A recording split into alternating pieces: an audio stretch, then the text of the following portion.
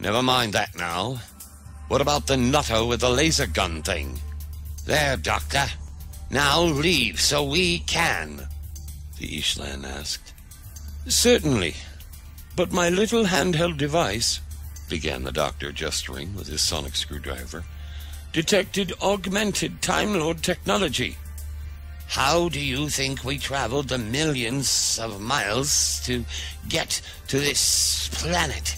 Well, that's what I was thinking. Your race has never left its own galaxy. We were helped, of course. By who? The doctor asked with a look of deep concern. You have... Before the Ishlan could finish its sentence, a blast shook the ship, sending a massive ball of fire shooting through the ground level of the ship. Never mind. You must transport me to my TARDIS, and I'll then materialize around your ship and take you home. But it's the only way. Very well. The doctor followed the Ishlan, who took him to a teleport pad where the doctor punched in what he hoped were the correct coordinates for the TARDIS. See you in a minute, the doctor promised. The doctor then disappeared. There must be something we can do, said Alice. Well, if I had a few rounds left, I'd like to have a go at that trigger-happy... Carter trailed off as his eyes widened and he saw the sight of a police box. Smaller than the helter-skelter, appeared not in front or behind of it, but on top of it. The doctor! Applauded Alice. What's he doing? Chand asked. The TARDIS engine strained and hummed as it enveloped the helter-skelter. Then it appeared fully sitting down where the helter-skelter was before. The engine started to heave and groan, and the blue box, as Carter saw, disappeared completely, leaving a bare patch of ground in its place.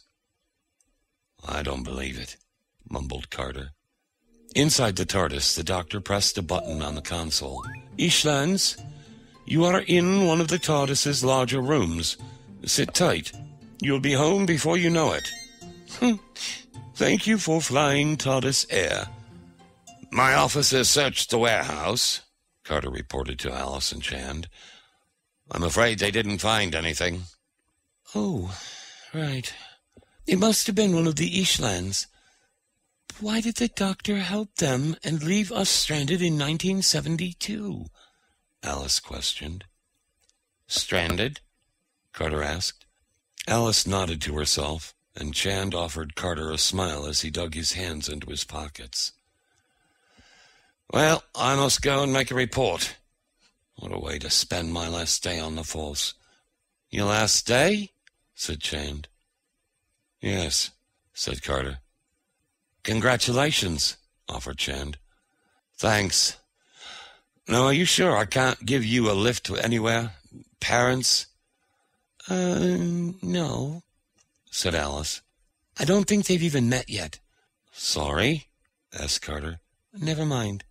Okay, well, good luck and thank the doctor for me, beamed Carter. We will, said Chand.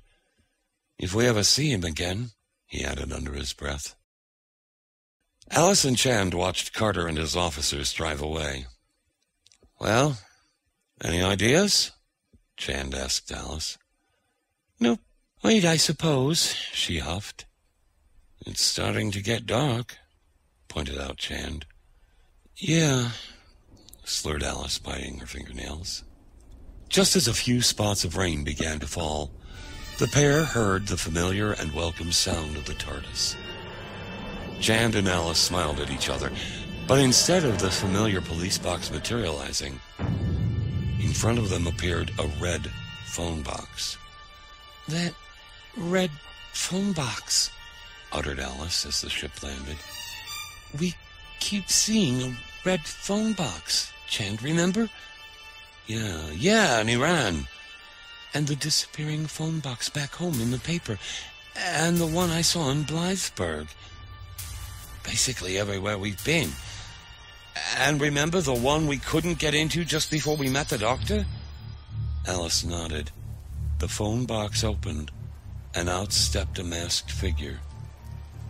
Don't move, said the masked figure, that had an electronic voice, and it raised its gun at them. "The shooter," said Alice to Chand. "Who are you?" asked Chand, stepping forward. There was silence. "Who are you?" Chand asked again.